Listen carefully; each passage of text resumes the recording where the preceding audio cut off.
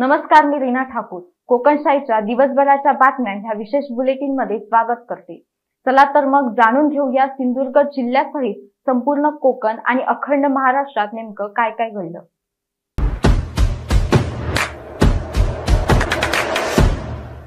उद्धव ठाकरे गटाचा आणखी एक मोहरा आता शिवसेनेत दाखल होईल असं सूचक ट्विट शिंदे गटाचे प्रवक्ते नरेश म्हस्के यांनी केले. म्हस्के यांच्या ट्विटमुळे राजकीय नेत्यांच्या भुवया उंचवल्या असून वेगवेगळे तर्कवितर्क लढवले जाते.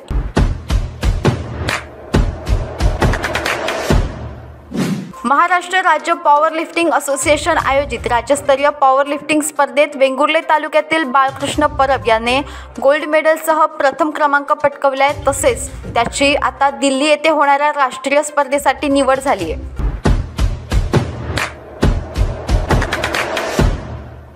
हिंदुस्थानच्या कोरोनाच्या वेगाला ब्रेक लागलाय, कारण आज जाहीर केलेल्या आकडेवारीनुसार 3.5 वर्षांनंतर 24 तासात प्रथमच सर्वात कमी रुग्णसंख्या नोंदवण्यात आली आहे. गेल्या 24 तासामध्ये एका दिवसात केवळ 33 नवीन रुग्ण आढळलेत. मार्च 2020 पासूनची ही देशातील सर्वात कमी रुग्णसंख्या आहे.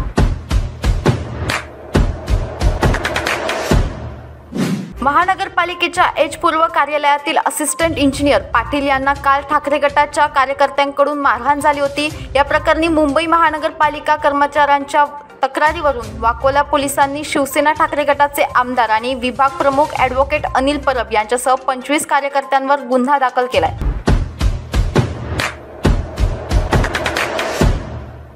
कोकण रेल्वे मार्गावर अत्याधुनिक असलेली वंदे भारत एक्सप्रेस या गाडीला पंतप्रधान नरेंद्र मोदींनी भोपाळ येथून व्हीसीद्वारे हिरवा झेंडा दाखवलाय. या गाडीचे कणकवलीत रेल्वे स्थानकात 1 वाजता आगमन होताच पालकमंत्री रवींद्र चव्हाण यांनी या गाडीने प्रवास केला. यावेळी भाजपा कार्यकर्त्यांनी जल्लोषी स्वागत केले.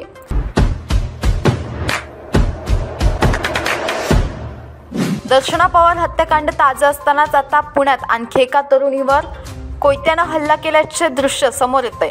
एकतर्फी प्रेमातून या तरुणीवर हल्ला केल्याची माहिती समोर येते. पुण्याच्या सदाशिव पेठ भागातील ही घटना असून या तरुणाला पोलिसांनी ताब्यात घेतलंय. या हल्ल्यात तरुणी जखमी झाली आहे. गेल्या अनेक दिवसांपासून हा तरुण पीडित तरुणीला त्रास देत असल्याची माहिती तरुणीच्या आईने दिली आहे.